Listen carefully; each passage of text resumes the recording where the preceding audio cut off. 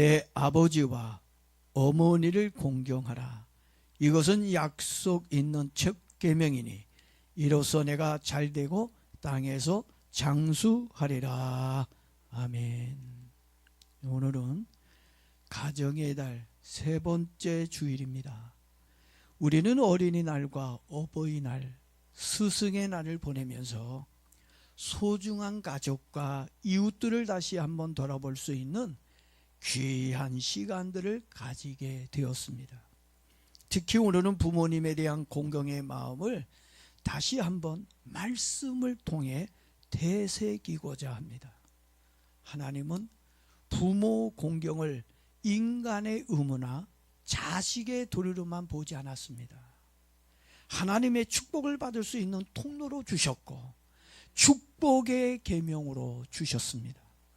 자녀가 부모님을 공경하는 것이 지극히 정상이며 마땅한 일인데도 불구하고 내 부모님을 잘 섬겼다고 축복까지 주시겠다고 말씀하시니 얼마나 감사한 일입니까? 부모님을 공경하는 것이 축복받는 일이기에 최선을 다해 섬겨야 할 것입니다. 그렇다면 하나님이 부모님을 잘 섬기는 자녀들에게 무엇 때문에 축복을 주실 건가? 무엇 때문에 축복을 주시는지 그 이유가 있어요. 그 이유를 여러분들이 좀 알 필요가 있다고 생각이 듭니다. 하나님을 공경하는 것은 하나님의 명령에 순종하는 것이고 하나님의 뜻을 이루는 신앙이기 때문에 하나님이 우리에게 복을 주시는 겁니다. 출애굽기 20장 12절에 보니까 내 부모를 공경하라. 그리하면 내 하나님 여호와가 내게 준 땅에서 내 생명이 길리라. 이렇게 명령하고 있고 축복을 약속해 주셨어요. 부모를 공경하면 어디서 잘 돼요? 지금 있는 이 자리, 여러분이 있는 그곳이 어떻게 해요? 잘 될 것이라고 말씀해 주고 있는 겁니다. 하나님이 주신 10계명 중에 유일하게 축복을 약속하신 계명이 있습니다. 그것은 내 부모를 공경하라는 계명입니다. 부모님을 공경하는 일이 왜 축복을 받는 것과 관계가 있는 것일까요? 그것은 하나님의 말씀에 순종하는 것이기 때문에 그렇습니다. 하나님은 순종하는 사람들에게 다 복을 주셨어요. 순종하지 않는 사람은 하나님은 축복하지 않았지만 하나님의 말씀에 아멘하고 믿음으로 순종한 모든 사람들에게 다 축복을 주셨습니다. 자녀된 여러분들이 하나님의 축복을 받아 이 땅에서 정말 잘되고 건강하게 100세까지 살고 싶다면 내 부모님을 공경하라는 하나님의 말씀에 순종하기를 바랍니다. 순종을 하면 하나님의 축복이 있습니다. 자녀들이 부모님께 효도를 하면 두 가지의 아주 좋은 시너지 효과가 있습니다. 가장 먼저 부모님이 행복해야 합니다. 내가 부모님을 잘 섬기면 누가 행복해진다고요? 내 부모님이 기쁘고 내 부모님이 행복해야 합니다. 나의 부모님이 웃을 수 있으니 나 또한 기쁘고 행복해지는 겁니다. 또 하나는 내가 이 땅에서 잘되고 장수의 복을 누릴 수 있으니 얼마나 좋은 일입니까? 나의 부모님을 잘 공경해서 축복받는 저와 여러분 되어지기를 축원합니다. 교회를 열심히 다니는 중학생이 있었어요. 교회는 좀 잘 열심히 다니는 것 같은데 근데 희한하게 부모님의 말씀을 듣질 않아요. 부모님의 말을 무시하고 그리고 부모님의 말을 듣지 않습니다. 그러던 어느 날 전도사님이 이제 학생들에게 설교를 하면서 하나님께 순종하려면 먼저 부모님의 말씀에 순종하는 삶을 살아야 합니다. 그래야 여러분이 잘 될 수 있습니다. 공부만 잘한다고 해서 잘 되는 게 아닙니다. 정말 여러분이 인생이 잘 되려고 한다면 어릴 때부터 부모님 말씀을 잘 듣고 부모님을 잘 섬기면 여러분의 가는 길이 잘 될 겁니다. 이렇게 말씀을 가르쳤어요. 그 말씀을 듣고 배운 이 학생이 이 땅에서 잘 되고 오래 살려면 부모님의 말씀을 잘 들어야 되는구나. 그것을 깨닫고 하나님 앞에 회개하고 그리고 부모님에게 아버지 엄마 잘못했어요. 내가 너무 지금까지 말을 듣지 않았는데 이제 내가 엄마 아빠 말을 잘 들으며 살을게요. 이렇게 잘못을 구하고 그리고 부모님의 말씀을 잘 듣는 학생이 되었습니다. 그 학생의 태도가 달라지자 학교 성적도 올라가게 되었고 친구들과의 관계도 좋아졌다는 얘기입니다.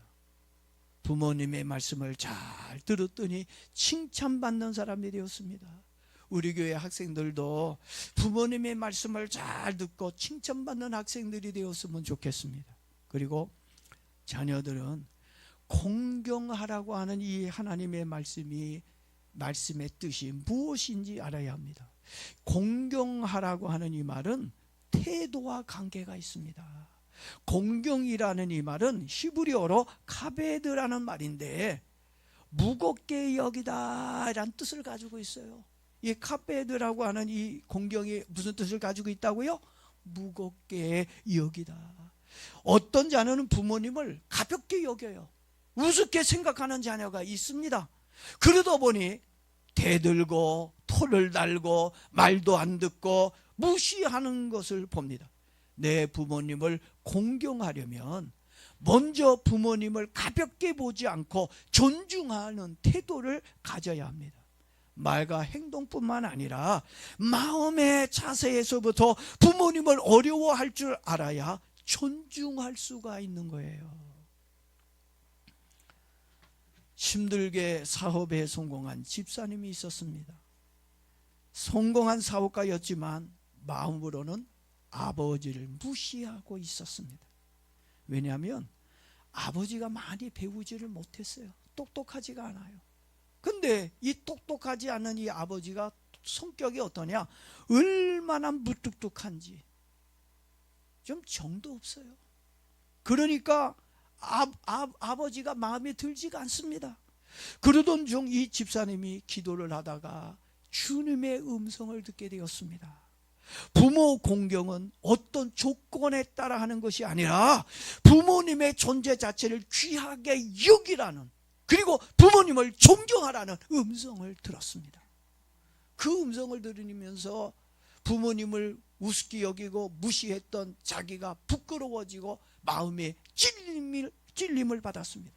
그래서 그는 그 길로 아버지에게 달려갔습니다. 달려가서 아버지에게 얘기합니다. 아버지가 계셔서 감사합니다.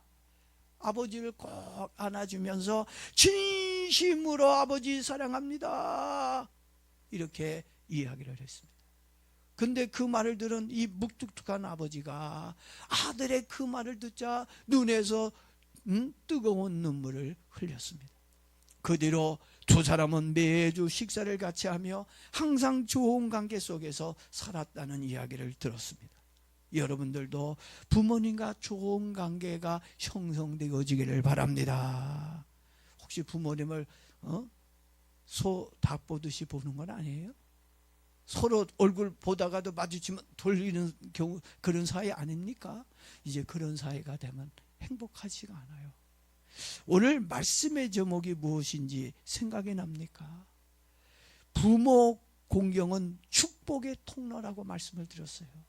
하나님은 부모님을 뭘로 주셨다고요? 축복의 통로로 주셨다는 얘기입니다. 에베소서 6장 2절 3절에 보니까 두 가지의 축복을 하나님이 우리에게 약속하셨습니다. 첫 번째 축복은 부모님을 공경하면 어떤 축복을 주신다고요? 잘되는 축복 주겠다. 잘됨의 축복을 주실 것이고, 두 번째 축복은 뭐로 나와요? 장수하게 될 것이다. 오래 살게 될 거라고 얘기하고 있습니다. 잘되면 단지 경제적 성공만을 이야기하고 있는 것이 아닙니다. 인생의 편안함과 형통함까지 포함해서 말씀해 주고 있는 것입니다. 부모님을 공경하면 형통해지는 거예요. 편안해진다는 얘기입니다. 그리고 장수 또한 단순하게 오래 사는 것을 말해주고 있는 것이 아닙니다. 그 안에는 인생의 기쁨과 활기찬 삶과 건강을 말해주고 있는 거예요. 그러니까 내 부모를 공경하면 어떻게 해요? 인생이 기쁘고 인생이 활기차고 건강하게 사는 축복을 주시겠다고 말씀해 주고 있는 겁니다. 혹 여러분 중에 인생이 꼬이고 불편하신 분이 있습니까? 그렇다면 하나님의 말씀대로 부모님을 잘 공경해 보시기를 바랍니다. 그러면 형통해지고 건강해지는 은혜가 임할 것입니다. 다시 한번 강조합니다. 누구에게 순종하자고요?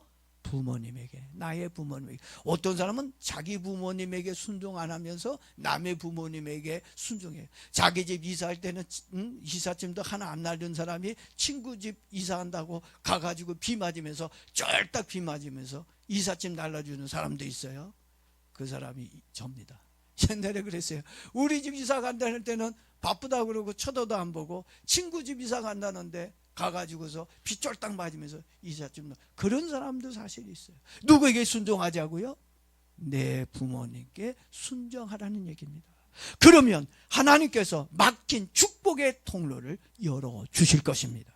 그리고 자녀들이 오해하는 부분이 있는데, 이 부모님에 대한 오해가 좀 여러분들이 좀 오해를 풀었으면 좋을 것 같아요.